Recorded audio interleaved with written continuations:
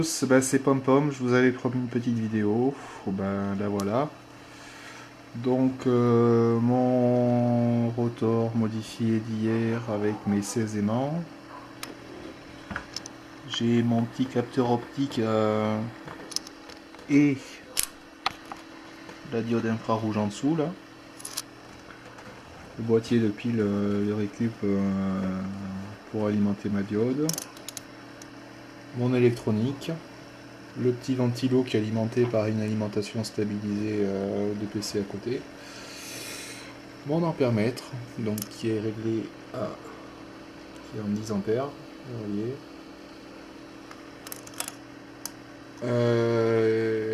Et mon autre multi qui est réglé en fréquence mètre à 20 kHz, quoi, sur le calibre 20 kHz. Donc ce que vous allez voir, c'est des kHz, c'est pas des Hertz. J'ai deux tors, donc un tort ici, un tort ici. Celui-ci c'est du 3E25 avec 200 spires. Et celui-là c'est le tort qui m'a servi à faire mes tous premiers essais en 350 spires, mais bon, je connais pas la nuance exacte. Sur chacun des tors, j'ai un petit Neos qui est collé, voilà, en attraction par rapport aux autres. Les deux sons d'ici, c'est le signal qui sort de mon moteur triphasé de disque dur. Donc il y a trois phases couplées en étoile avec un point neutre au centre que j'ai repéré en noir ici. Et je vous ferai un petit court-circuit tout à l'heure quand le moteur tournera pour vous montrer que ça ralentit un peu. Ça c'est le petit truc que j'ai bricolé hier, c'est deux potentiomètres montés en série dont la valeur totale est de 1500 ohms, plus une résistance de 550 ohms, je crois, si je ne me trompe pas. Donc voilà, c'est de la récup, tout ça. Donc voilà. Donc je vais vous brancher le zinzin. Donc j'alimente ma petite diode qui va bien, que j'espère pas griller de sitôt, parce que sinon les essais c'est terminé.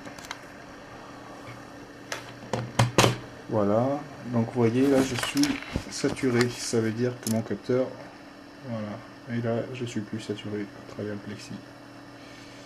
Je suis à 0, saturé à 0.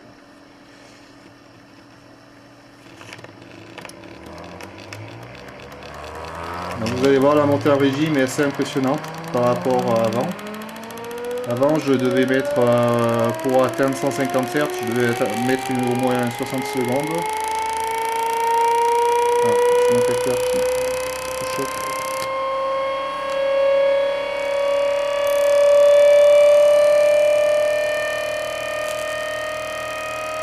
Voilà, 20 secondes, je suis à 150 Hz, 160. Je suis pas au réglage maximum de la vitesse. Là, ça y est, j'y suis. Donc je sais pas si vous avez remarqué, mais mon rotor il fait vachement moins de bruit.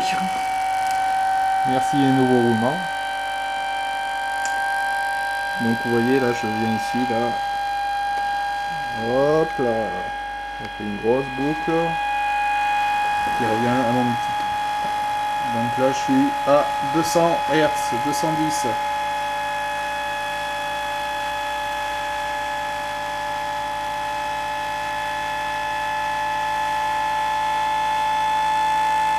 Pourquoi je suis en 1,50 Hz.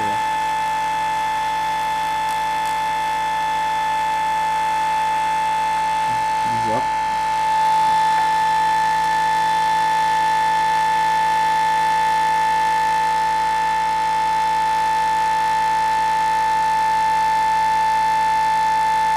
Donc là je suis en train de régler la résistance de potard. Normalement c'était la fréquence, c'était 0,93 ampères où ça allait plus vite.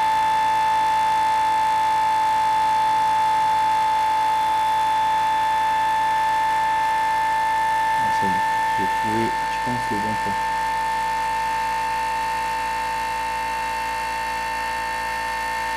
Donc on va arriver, on va mourir à 230, 240 Hz. Enfin, j'espère. Je trouve qu'il va pas très vite. Il va pas très vite. C'est peut-être bien ça. Je refroidis pas mon os. Voilà. Donc vous voyez 230 Hz, 0,95 ampères consommé. Je vais vous montrer qu'est-ce que ça fait quand je baisse l'intensité. Je suis obligé de passer dans la lumière. À peu près à 0,7 ampères, il va commencer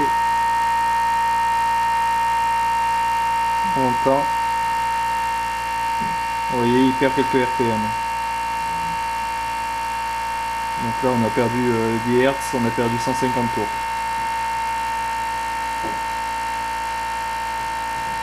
Je vais remonter à 0,93.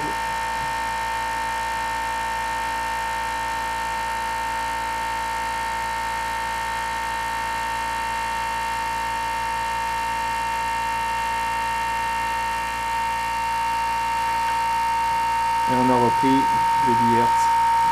Et j'arrive pas à me débloquer des 230, 240. Des fois, il y a une petite pointe à 250, mais au bout de un quart d'heure, 20 minutes.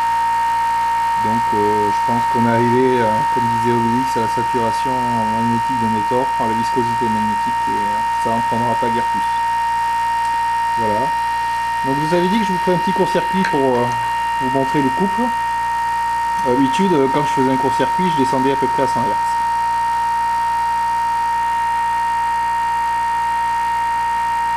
Si j'arrive.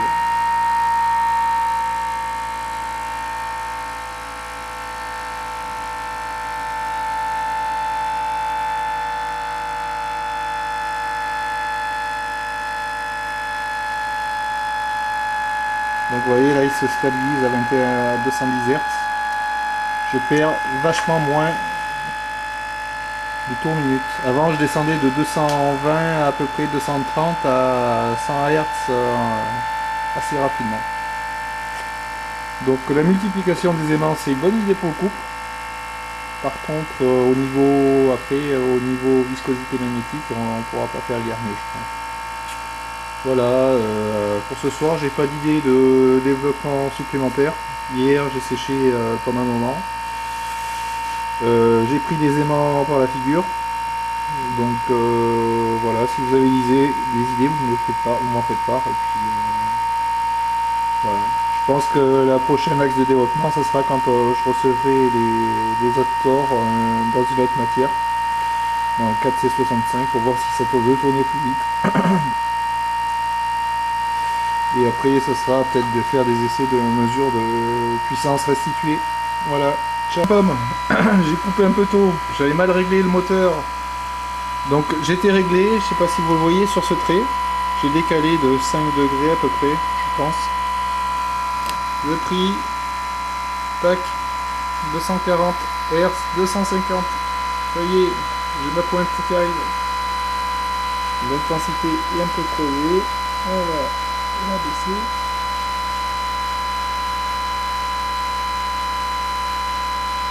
Voilà. Donc vous voyez, il fait des petites pointes à 250. Il ne sait plus trop, il doit être entre 250 et 240 Hz. Ça serait bien que je vous fasse un record, mais bon, il me reste plus qu'une minute de vidéo.